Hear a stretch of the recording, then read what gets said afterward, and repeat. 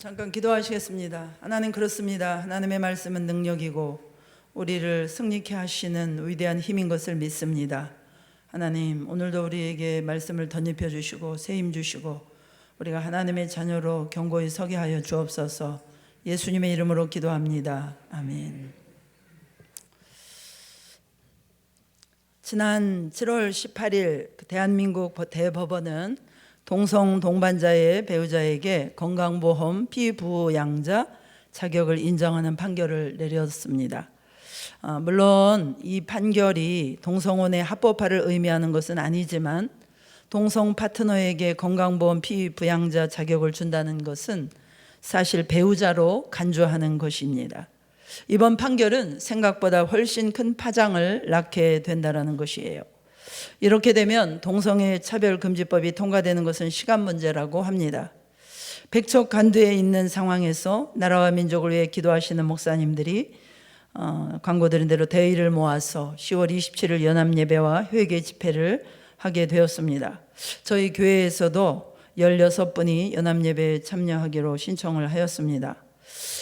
오전 예배를 마치고 원래 예정으로는 12시 반차 금호고속으로 갈 계획이었는데 여러 가지 차량 형편이 어려운 관계로 또 시연합회가 제공하는 10시 반차로 출발하기로 했습니다.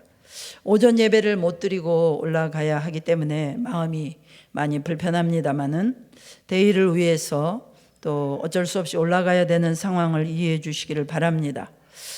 사정상 올라가지 못하시는 분들은 이곳에서 더 열심히 예배를 드리시고 기도해 주실 수 있기를 축원합니다. 지난 주일 오후 시간에도 말씀을 드렸습니다만 여기서 더 밀리느냐 반격을 꾀하느냐 이것보다 더 중요한 가장 본질적인 문제는 우리 자신이라고 생각합니다. 우리 싸움의 본질은 우리 자신이 얼만큼 하나님 말씀의 절대성을 가지고 우리의 삶의 모든 영역에서 하나님 말씀을 최종 권위로 인정하고 하나님 말씀대로 살고 하나님을 사랑하느냐에 달려 있는 것입니다. 성경에서는 분명하게 동성애를 죄로 말씀하고 있습니다. 그러나 여러분, 동성애만 죄이겠습니까? 우리의 게으름과 나태함과 근심과 걱정, 염려하며 사는 것, 거짓말, 도적질, 탐욕, 이기심, 무정함, 원수 맺는 것과 간음, 이런 것들이 더 심각한 죄가 될 수도 있습니다. 그런데 유독 동성애에 대해서만큼은 죄로 여기지 않고 아름다운 것으로 가르치고자 안달이 나 있는 사회적인 분위기와 상황 가운데 놓여 있습니다. 저도 뭐 이런 예배를 접하기 전에는 잘 몰랐는데 우리나라에서는 그렇게 깨어있는 기도하시는 단체나 또 목사님들 또 여러 법조계에 있는 분들이 18년째 이런 동성애 차별금지법을 반대하는 그런 일들을 여러 가지 각도에서 힘써 오고 계셨더라고요. 동성애 차별금지법이 정확하게 어떤 법안인지 여러분들 잘 모르시죠? 제가 이렇게 찾아봤어요. 합리적인 이유 없이 성별, 병력, 나이, 언어, 출신국가, 출신민족, 민족의 피부색 등등 그렇게 나가다가 종교, 성적 지향, 성별 정체성 등을 가지고 구별, 제한, 배제, 거부하거나 불리하게 대우하는 행위를 차별금지 사유라고 명시를 해놓았습니다. 그러면서 차별 행위를 좀 더 구체적으로 명시를 해놓았는데요. 개인이나 집단에 대해서 존엄성을 해치거나 수치심, 모욕감, 두려움을 이야기하거나 적대적, 위협적, 모욕적인 분위기를 조성하는 방법으로 신체적, 정신적 고통을 주는 일체 행위. 어떻게 보면 상당히 주관적이고요. 추상적인 내용도 포함됩니다.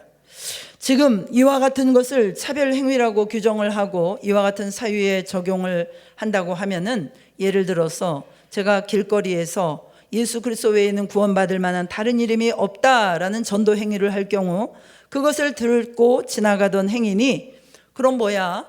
내가 믿고 따르는 교주는 거짓말쟁이란 말이야? 그럼 나는 지금 지옥에 간다는 말이야? 그에게 두려움과 수치심을 이야기하는 발언이 되는 겁니다. 그럼 저의 전도 행위가 그대로 차별 행위로 간주가 될 수 있는 것입니다. 이게 만약에 통과가 되면은 근본적으로 교회가 이단과의 싸움이 불가능해져 버립니다. 이 모든 것들이 차별 행위로 규정이 될 수 있고, 이것이 규정될 때에 징역 내지는 어마어마한 벌금을 물릴 수가 있는 문제가 생기는 것입니다. 또 여기 성적 지향과 성별 정체성이 있는데요, 동성애는 성경에서 언급한 죄입니다. 그러므로 여러분들은 동성애를 떠나는 것이 여러분에게 합당합니다 라고 제가 설교를 했다면, 그것을 들은 동성애자가 그럼 나는 죄인이란 말이야? 나는 지금 비윤리적인 사람이라는 말이야? 저의 가르침과 설교가 그 사람에게 수치심과 모욕감을 야기시킬 수 있기 때문에 저의 설교 행위는 차별 행위로 간주가 될 수 있는 것입니다. 그렇기 때문에 결국 이 차별금지법안이라는 이름으로 어떤 사상과 종교의 자유를, 오히려 선량한 시민들을 역차별하는 법안이 될 수 있기 때문에 이 법안은 문제가 된다라는 것입니다. 우리 사회의 특정 소수단체의 입장을 배려하기 위해서 대다수의 생각과 행동을 제한하는 것입니다. 이것은 차별금지라는 이름으로 결국 역차별이 되는 것입니다. 그리고 우리가 이게 차별금지법 5단어를 놓고 봤을 때는 좋은 얘기, 괜찮은 얘기입니다. 장로님도 아까 신명기 말씀의 그 약자들을 보호하시는 그 따뜻한 하나님의 사랑의 내용으로 기도하셨는데요, 구약 성경에도 보면요, 곤궁하고 비난한 품꾼, 오늘 새벽기도 말씀이죠. 너희 형제든지 내 땅 성문 안에 우거하는 객이나 고아나 과부나 이런 자들을 학대하지 말라, 차별하지 말 것에 대해서 분명하게 말씀을 하고 있어요. 그런데 이 포장지를 그럴 듯한데요, 뜯고 들어가서 보면요, 이게 큰일 낼 것입니다. 이게 통과된 나라가 실제적으로 많습니다. 그 영국의 사례를 예로 들면, 영국은 2010년에 통과가 됐다고 합니다. 이 법안이 통과된 이후에 어떤 동성애나 어떤 성적 지향에 대해서 차별 행위, 즉 옳고 그름을 따지면 안 되기 때문에 이제 목사님들이 동성애자 커플을 교회 안에서 주례를 하게 되는 것입니다. 왜냐하면 거부하게 되면은 차별 행위가 되는 것입니다. 선생님 한 분은 학교에서 동성애를 가르치는 것을 거부했다가 파면을 당했고요, 또 길거리에서 전도를 하던 어떤 목사님은 지나가던 행인에게 신고를 당했습니다. 그래서 경찰이 와서 전도하시는 목사님을 체포하는 일도 있었다고 합니다. 이 모든 것들이 다 인권 차별금지라는 이름으로 다루어지고 있다는 거예요. 이것이 지금 차별금지 법안이 통과된 영국의 현실이고, 이 차별금지 법안이 된다면은 대한민국 미래의 모습이라는 것입니다. 미국의 사례입니다. 특별히 미국의 많은 입양기관들은 사실 카톨릭이나 기독교 계통의 입양기관들이에요. 그래서 매사추세츠 주 같은 경우에 동성 결혼을 합법화시키면서 모든 입양기관에 대해서 동성 부부에게도 아이들을 입양을 시켜줘야 된다라고 말했어요. 그래서 만약에 이것을 거부할 경우에 입양기관으로서 인가가 취소가 되는 것입니다. 그래서 실제로 캐스터홀릭 체로티라고 하는 오랫동안 아이들을 아주 건강한 가정에 입양시켰던 입양기관이 있는데, 이 매사추세츠 주에서 당신들 단체에서도 동성애 부부에게 아이를 입양하지 않을 경우 인가를 취소하겠다. 결국 인가가 취소되었습니다. 이런 식으로 해서 카톨릭이나 기독교 계통의 입양기관들이 계속 문을 닫고 있는 형편이라고 합니다. 사업체의 사례입니다. 지난 주일 오후 예배 시간에도 잠깐 말씀을 드렸습니다만, 미국 오레곤주에서 베이커리를 하는 부부들입니다. 어느 날 자신이 빵을 팔아왔던 레즈비언 단골 손님이 찾아와서 우리가 동성 결혼식을 하는데 케이크를 좀 제작해 달라고 요청을 합니다. 클레인 부부가 우리가 언제나 당신들에게 케이크와 빵을 팔아왔지만 동성 결혼 케이크 제작은 행사에 참여하는 것을 의미하므로 나는 기독교 신자로서 기독교 신념에 의해서 동성 결혼에 참여할 수 없습니다. 그러므로 미안하지만 다른 데 가서 케이크 제작을 요청하세요 라고 얘기했습니다. 그러면 레즈비언 커플이 딴 데 가서 주문을 하면 되지 않습니까? 그런데 경제적 손실을 감수하면서 딴 데를 소개해 줬음에도 불구하고 이분이 다른 케이크집으로 간 것이 아니라 고발을 하러 간 것입니다. 결국 이분이 오레곤 법원에 의해서 13만 5천 불 손해배상금을 판결받게 된 것입니다. 그러면서 레즈비언 커플이 손해배상 청구 사유로 약 170여 개의 고통을 나열했는데, 어떤 것들을 나열했느냐? 두통, 자신감 없음, 소화불량, 체중 증가, 수치심, 혈압 오름, 이런 것들을 170여 가지를 쭉 나열하면서 당신들이 나에게 케이크 제작을 거부함으로 말미암아 이와 같은 고통을 당했기 때문에 1억 4천만 원, 우리나라 돈으로 13만 불의 손해배상을 해야 된다, 이렇게 판결이 된 것입니다. 일단 법이 정해지면 그 법에 의해서 판결을 내릴 수밖에 없죠. 그렇기 때문에 판사를 비난하기 전에 그것을 막지 못하고 그 부분에 침묵했던 많은 그리스도인들이 가슴 아파하며 땅을 치고 있는 것이죠. 그냥 열중셔 하고 있다가 법이 통과됐고 이게 현실이 되어서 이런 일이 벌어지니까 아이고 늦었구나, 땅을 치는 것입니다.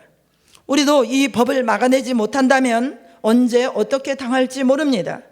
누가 저에게 와서 동성부부 결혼식 줄에 좀 서달라고 했을 때 안 서주면 저희 목사님이 서주겠습니까? 어떻습니까?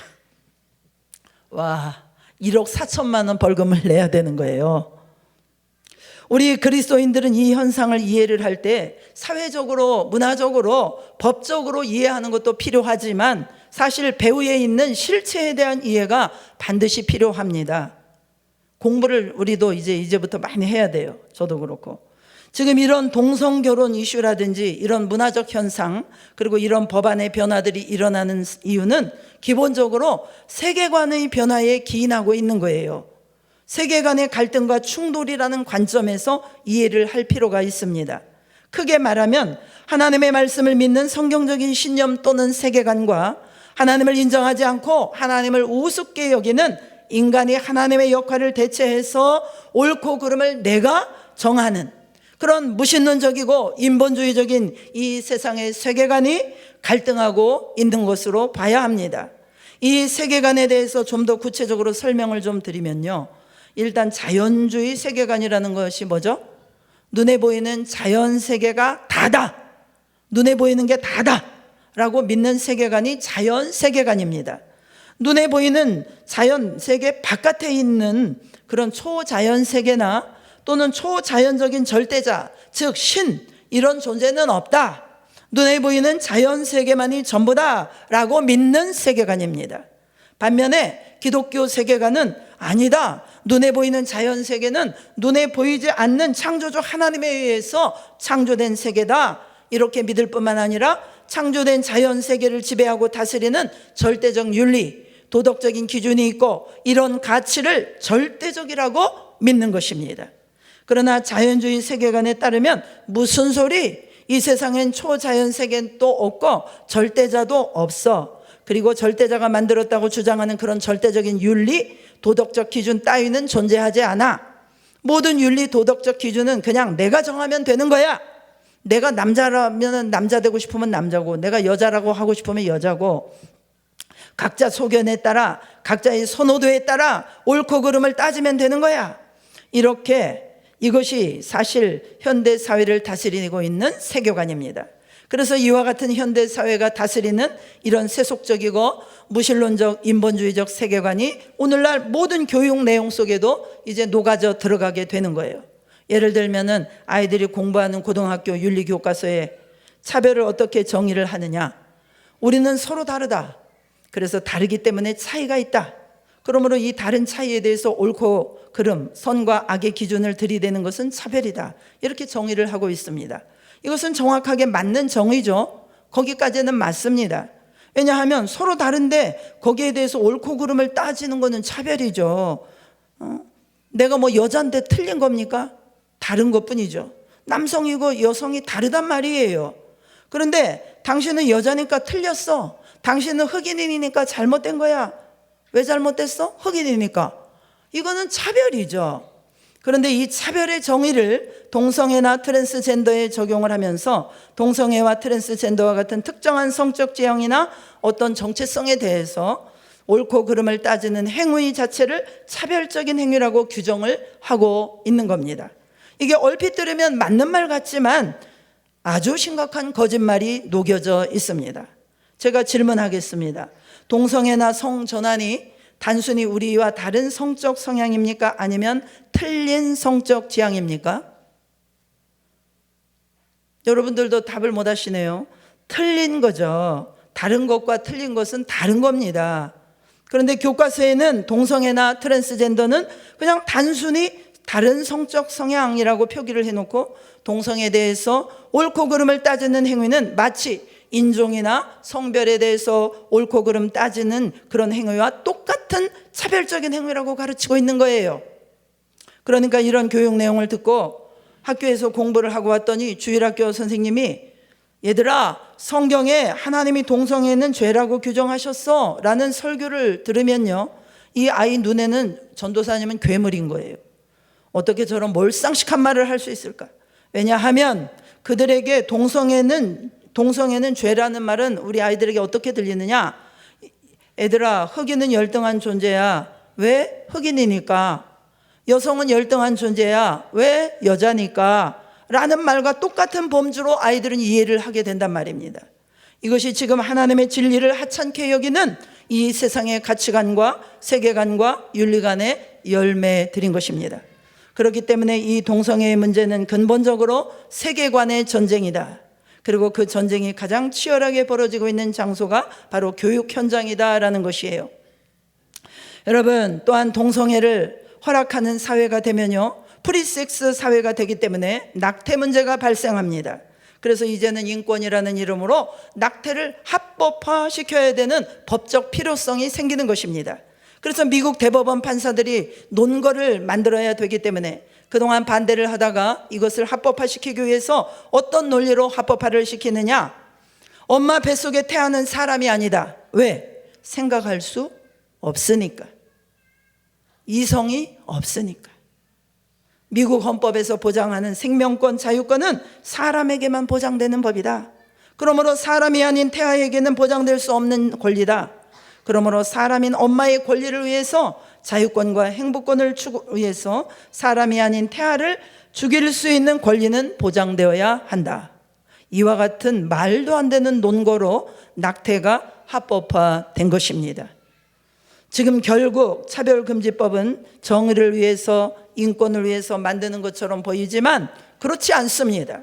서로 바뀌어진 달라진 세계관과 이 반영된 문화를 정책적으로, 제도적으로, 그리고 더 나아가 강제하기 위한 최종적인 단계라는 것을 이해해야 되는 것입니다. 법은 한 사회의 옳고 그름의 최종적인 기준이 되지요. 정의와 불의의 최종적인 기준이 됩니다. 특별히 오늘날 인권이라는 이름으로 차별금지법이나 동성결혼 합법화를 계속해서 추진해 가고 있는데, 우리가 이와 같은 현상을 좀 더 제대로 이해하기 위해서는 인권이라는 단어에 대해서 우리가 좀 더 명확하게 이해할 필요가 있습니다.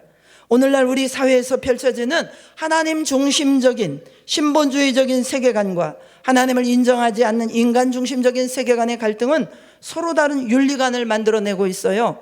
그래서 다른 인권 개념을 만들었습니다. 그래서 똑같은 인권을 말하는데 서로 다른 인권을 이야기하는 것입니다. 오늘날 인권이라는 단어처럼 고귀한 단어가 없는 동시에 인권이라는 단어만큼 사회를 갈등과 분열의 도가니로 몰아넣는 단어도 없는 이유가 바로 여기에 있다는 것입니다. 진정한 의미에서 인권이라는 개념은요, 하나님을 인정하지 않고서는요 성립이 불가능한 개념입니다. 왠지 아세요?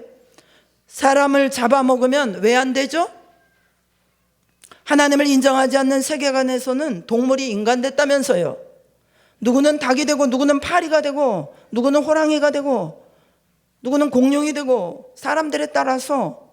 우리는 닭고기를 먹으면서 사람을 먹으면 왜 안 됩니까? 우리가 이런 질문을 해보면요, 사람은 맛이 없어서요? 그러면 맛있으면 먹어도 되나요? 하나님을 인정하지 않는 사람은 도무지 답을 할 수가 없는 것입니다. 또 질문을 해보면 사람이 왜 존귀합니까? 다른 동물과 다른 특별한 지위를 인간에게 부여한 자가 누굽니까? 하나님이십니다. 그럼 그런 부분에 대해서 하나님으로 인정하지 않는 사람은 답을 할 수가 없는 거예요. 그렇기 때문에 사실 인권이라는 사상은 오직 창조주를 인정하는 기독교적 세계관에 입각해서만 가능한 것입니다. 실제로 기독교적 세계관의 산물이 바로 천부인권 사상이에요. 그것의 대표적인 문서가 1776년 토마스 제퍼슨이 초안해서 작성한 미국 독립선언서에 있습니다. 이것은 사실상 미국 헌법의 기초고요, 세계 인권 선언문 유엔 인권 헌장에서 말하는 천부 인권 사상의 뿌리가 되는 문서 중에 하나이기도 합니다. 이 문서에 따르면 창조주로부터 부여받은 권리가 있대요. 3가지 권리를 명시하고 있습니다. 한국말로 말하면 생명권, 자유권, 행복, 추구권. 이것을 총칭하여 인권이라고 표현하는 것입니다. 자, 이 선언문에 따르면 인간의 권리라고 하는 것은 누구로부터 왔냐? 창조주 하나님이 부여한 것이다. 그냥 저절로 생긴 게 아니다. 창조주로부터 부여받은 권리라는 개념은 인권에 대해서 아주 중요한 2가지 의미를 내포합니다. 첫 번째, 창조주가 준 거기 때문에 절대적이다. 함부로 뺏을 수 없다. 그 누구도. 왜? 창조주가 준 것을 누가 함부로 뺏어요? 그래서 절대적인 권리라는 것입니다. 2번째, 창조주로부터 받았기 때문에 창조주가 부여하지 않는 권리는 인간의 범주 안에 포함될 수 없음을 의미하는 겁니다.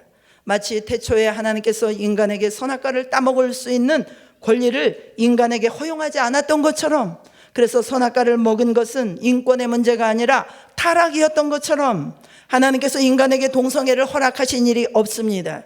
그렇기 때문에 동성애는 인권의 문제가 아니라 타락의 문제다라는 것을 명확하게 인식해야 되는 것입니다. 그런데 우리들조차도 잘 몰라요, 이런 부분들을. 그래서 오늘날 우리 사회에서는 정말 하나님을 하찮게 여기기 때문에 내 마음대로 할 수 있는 권리가 인권이다. 그래서 내 마음대로 할 수 있는 권리를 조금이라도 침해하면은 인권 침해가 되어버리는 것입니다. 그래서 결국 내 마음대로 할 수 있는 권리를 보장하기 위해서 차별금지 법안 또는 동성결혼 합법화를 시도하고 있는데, 그러나 이것은 사실상 인권이 아닌 타락의 문제다라는 것을 우리가 명확하게 인식해야 될 줄로 믿습니다. 차별금지법이 만약에 통과되면 동성결혼 합법화로 이어지게 돼요.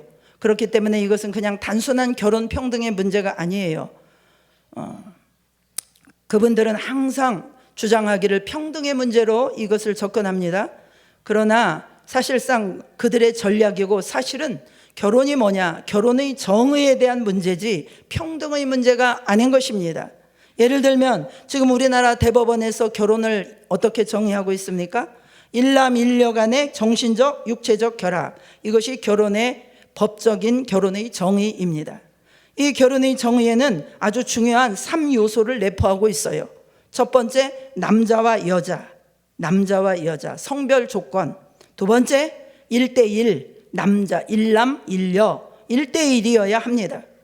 즉 수적인 구분과 조건이 있습니다.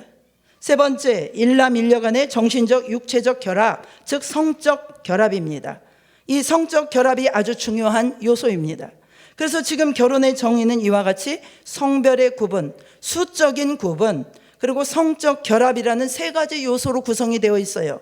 그러면 이분들이 지금 동성결혼 합법화가 결혼 평등과 정의를 위한 것이라고 이야기를 하는데, 결국 무엇이 제거되는 겁니까? 성별의 구분이 제거되는 거예요. 그러면 수적인 구분은 남아 있어도 되는 건가요? 성별 조건도 사라졌는데? 그러면 수적인 구분 1대1이라는 조건은 왜 남아 있어야 됩니까? 왜 1대1만큼은 수여해야 되는 거죠? 당연히 수호해야 할 만한 논리적 근거와 명분이 사라져 버리는 거예요.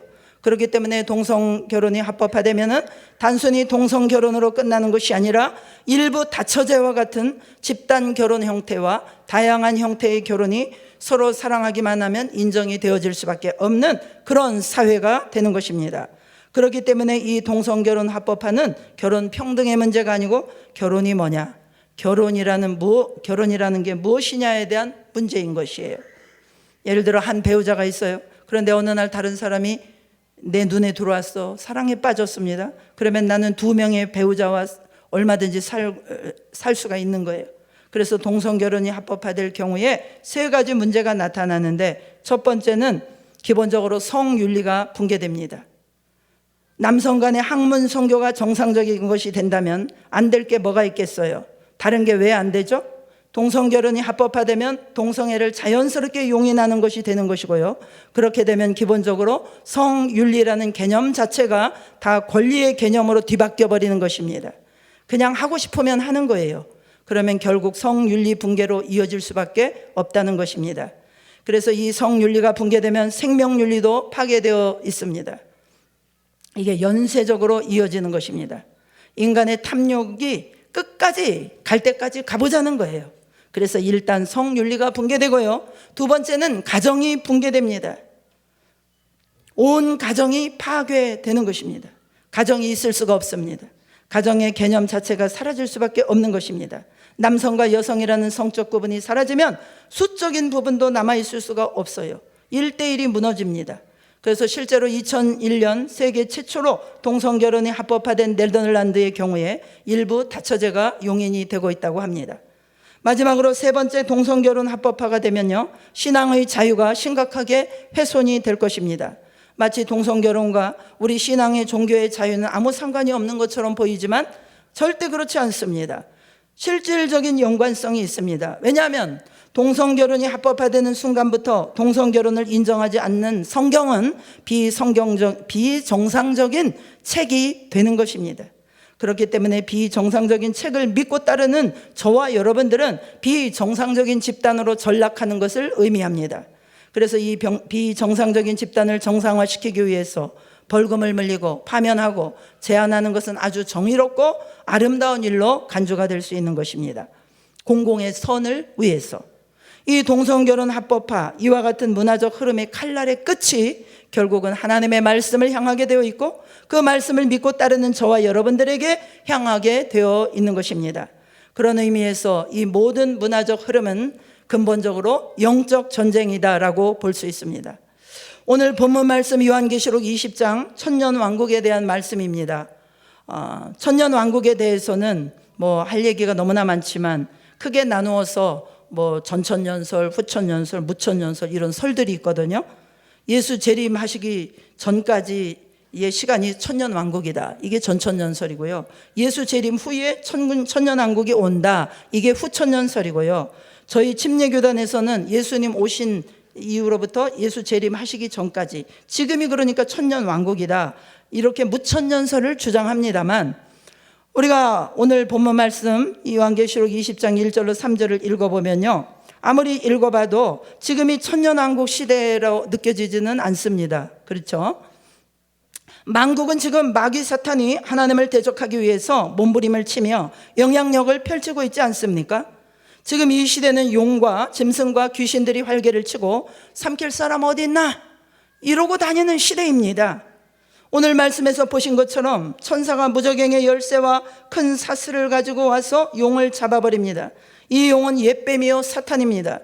계시록에서 그 사탄이 자기 세력을 표현할 때 용이 핵심이고요, 그 다음에 용한테 권세를 받아가지고 짐승과 용의 나팔수 역할을 하는 것이 거짓 선지자예요. 우리가 정신을 못 차리면 이 거짓 선지자한테 놀아나게 되는 것입니다. 예수 그리스도를 흉내내고요, 성령의 역사를 흉내내는 자들이 늘 있습니다. 그래서 말씀에 서는 것이 가장 중요한 일인 줄로 믿습니다. 왜냐하면 그러한 것들을 분별할 힘은 말씀밖에 없습니다. 어떤 영적 현상이 일어난다고 성령의 역사가인지 귀신의 장난인지 우리 인간들한테는 그것을 구별할 수 있는 능력이 부족해요. 그렇기 때문에 말씀으로 분별하지 않으면 안 됩니다. 3절을 보시면 무저갱에 던져 넣어서 잠그고 그 위에 임봉하여 천년이 차도록 다시는 만국을 미혹하지 못하게 하였는데 그 후는 반드시 잠깐 노일이라 그랬어요. 이때 마귀가 잡혀서 쇠사슬에 묶여서 무저갱에 던져져서 봉인되었다가 잠깐 노인돼요. 여러분, 얘네들은요, 하나님이 결단하시면 한 줌도 안 된다는 말인 거예요. 마귀의 미혹이 아무리 강한 것처럼 보여도 두려워할 것이 없습니다. 하나님이 우리를 구원하시겠다고 약속하셨으면 구원의 역사를 이루시는 분은 하나님이십니다. 우리가 빼고 더할 게 없습니다. 그러면 우리는 무엇을 해야 합니까? 방바닥에 누워 있으면 됩니까? 굴 파고 들어가서 주님 다시 오실 때까지 기다립니까? 중요한 것은 뭐냐면 4절입니다. 우리 4절 말씀 다시 다 같이 한번 읽어보시겠습니다. 4절 시작.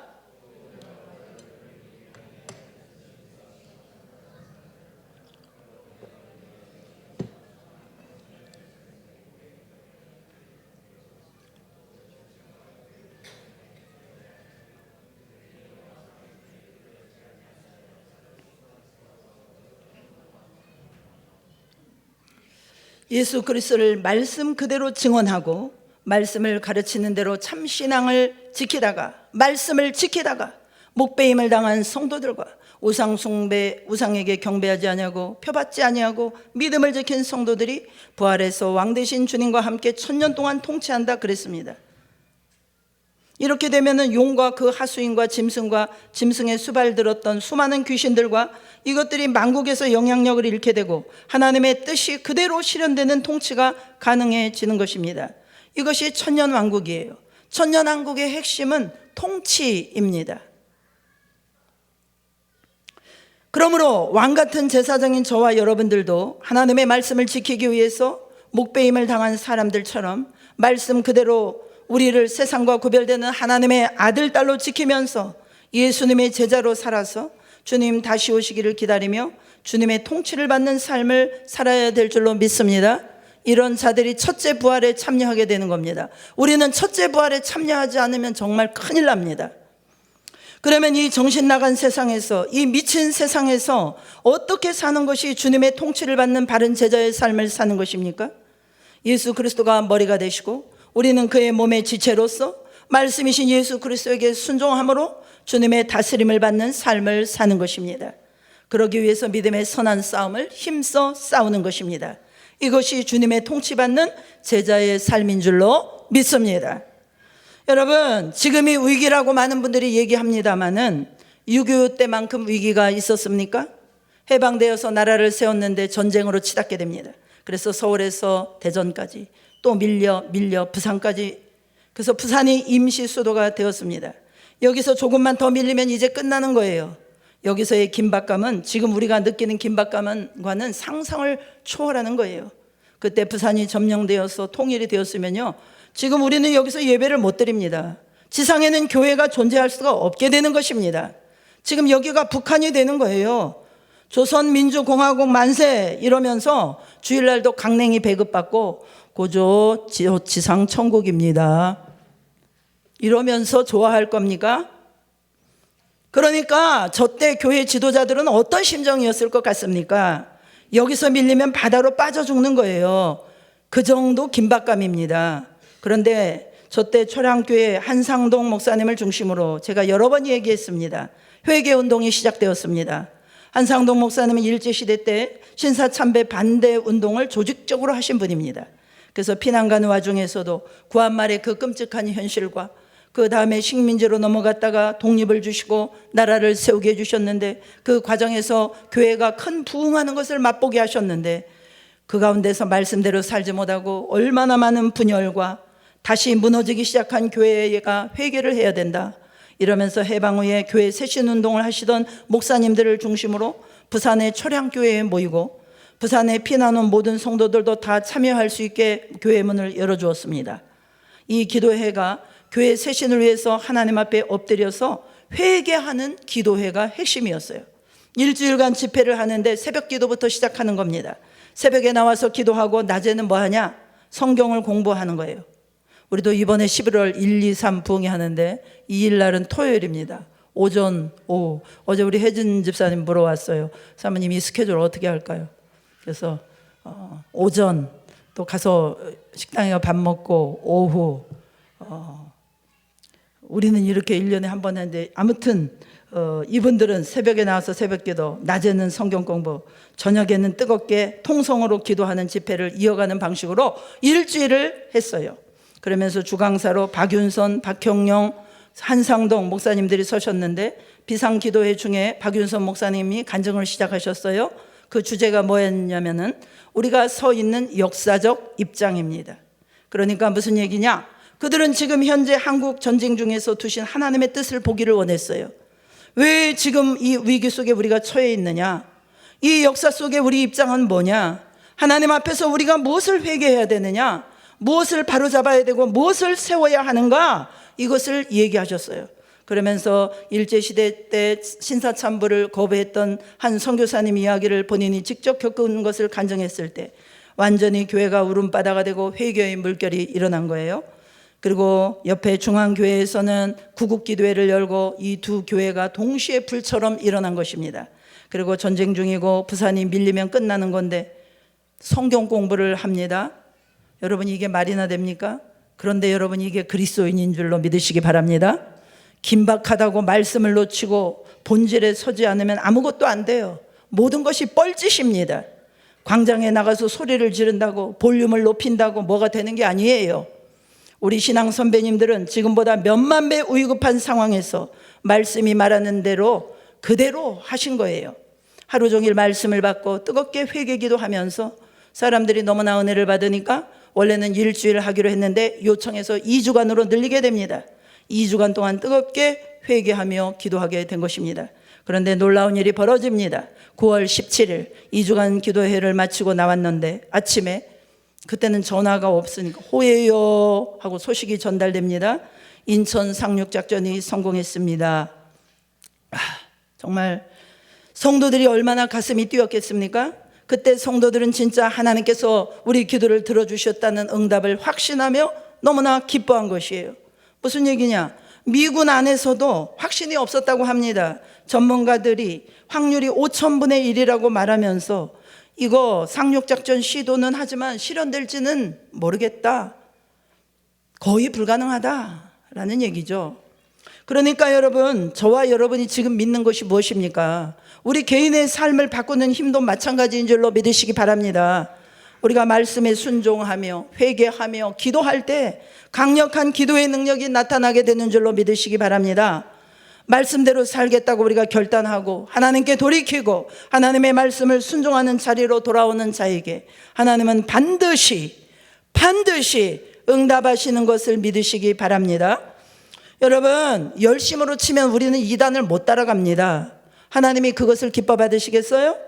열심도 중요하지만 우리 삶이 온전히 하나님의 말씀에 서는 것, 말씀대로 순종하는 것, 그것을 하나님께서 기뻐하시는 거예요. 전문가들이 5,000분의 1이 확률이라고 그것이 되겠는가? 이렇게 했는데 된 것이에요. 그게 기도의 힘입니다. 하나님은 만유의 주제이시고 우리 주 예수 그리스도는 만유의 주 통치자이신 줄로 믿습니다. 아무리 대적이 강해도 하나님이 역사하시면 되는 것이에요.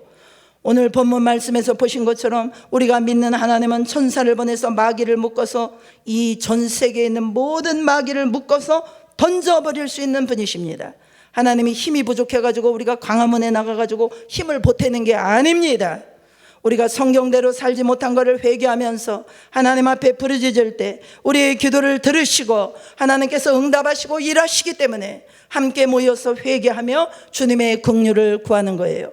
그러니까 우리의 현실 속에서 내 개인적인 삶이 막히고 대적들이 막 귀신같이 울부짖어가지고 그냥 가족들이 맨날 싸우고 직장에 갔더니 막 상사들이 막 괴롭히고 새로 들어오는 이 MZ세대가 맨날 개기고 막 이러는 와중에서도요, 주님 이런 상황에 제가 어떻게 해야 합니까?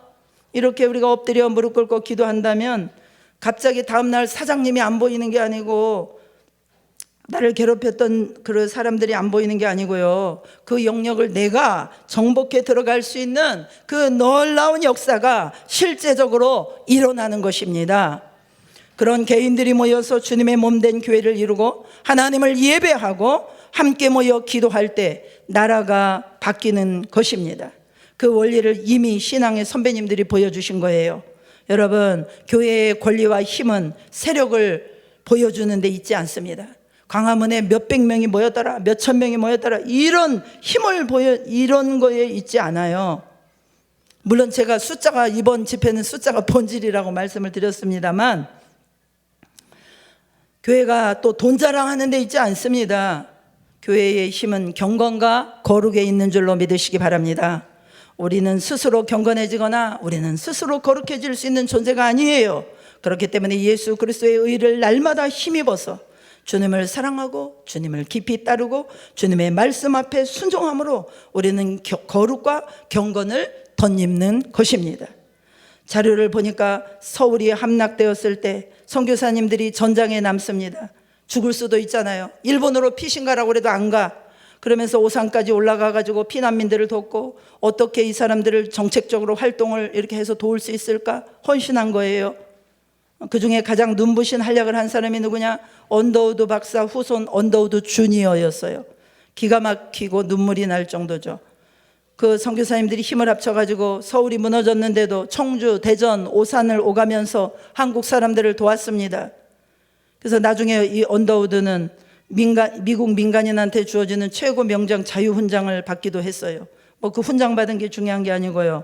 선교사들이 우리 교회의 지도자들과 연합해서 수많은 정책을 가지고 미망인들, 아들을 잃어버린 어머니, 남편을 잃은 미망인, 그리고 부모를 잃은 고아들을 구제하고 돕고, 저때 월드비전 설립자 바피어스 목사님이 한국에 오셔가지고 이런 모습을 보면서 그렇게 은혜를 받았다고 합니다. 한국 그리스도인의 그 진실됨, 그리고 위기 앞에서도 하나님께 기도하고 노력하는 그 놀라운 성도들의 모습들, 먹을 게 없어서 울부짖지만 하나님을 향한 사랑, 기도와 말씀 공부를 놓지 않는 그 모습에 크게 감동하셨다고 합니다. 선교사와 교회 리더들과 성도님들이 혼연일체가 돼가지고 저 위기를 극복한 것이에요. 우리는 이런 역사와 전통을 가진 사람들인 줄로 믿습니다. 그래서 우리에게 하나님께서 이 세계사에 유례없는 부흥을 주신 거예요. 이제 정말 이 전 세계를 돌아봐도 소망은 한국 교회밖에 없어요. OECD 국가 중에서 동성애법 통과되지 않은 나라 대한민국밖에 없습니다. 지금 하나님께서 이 시대에 우리 한국교회에 요구하시는 것은 딱 한 가지입니다. 하나님 말씀에 바로 서서 예수의 제자로 사는 것, 성부 하나님의 사랑받는 아들, 딸로 강력한 권세를 누리며 사는 것. 여러분, 하늘의 권세와 능력이 얼마나 대단한지 보세요. 다 진 전쟁이 역전되고 죽은 줄 알았는데 살아나고, 우리의 일터가, 우리의 가정이 귀신의 놀이터가 되지 않고 우리가 예수 그리스도의 이름을 선포하며 나갈 때 강력하게 대적이 무너져야 합니다. 우리가 구석에 찌그러져서 슬퍼하고 괴로워하고 낙담하는 사람이 아니라 하나님의 말씀이 회복되고 성령의 역사 속에서 우리의 영과 육이 다 회복되고, 그래서 우리의 직장에서, 가정에서 눌리는 것들 예수 그리스도의 이름의 권세로 그 대적들이 무너지도록 선포할 때 실제로 하늘의 능력이 우리 성도들의 삶에서 나타나야 될 줄로 믿습니다. 이렇게 하나님의 말씀과 교회가 무시되고 하찮게 여겨지는 이 어려움에 처한 상황에서 여러분, 우리가 다시 한번 하나님의 말씀의 자리로 돌아와야 될 줄로 믿습니다. 하나님의 말씀의 능력과 예수 그리스도의 통치가 정말 하나님의 강력한 능력으로 우리들의 삶에 나타나야 될 줄로 믿습니다. 우리 이 시간에 함께 기도하면서 나가기로 합니다. 하나님, 그렇습니다. 이 시대가 아무리 패역하고 말씀을 멸시해도 우리가 중심을 잡고 부르신 곳에서 주님의 몸된 교회를 세워나가며 주님의 몸된 교회를 정말 하나님의 집으로 정말로 온전케 하며, 그래서 그 말씀에 온전히 순복되어져서 하나님의 나라가 이 교회를 통해서 이루어져 나가고 확장돼 나가게 하여 주시옵소서. 우리 다 같이 기도하시겠습니다.